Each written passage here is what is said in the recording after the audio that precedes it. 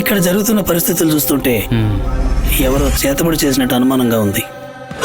ఆ సైతాన్ని మీ కుటుంబాన్ని మీద పగ తీర్చుకోవాలని ఉంది. ఆ సైతానికి మీ కుటుంబానికి మధ్య ఏమో పగ ఉంది.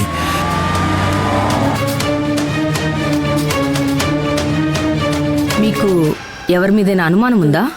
ఏ ప్రయత్నం ప్రాణాలతో చెలగాటం.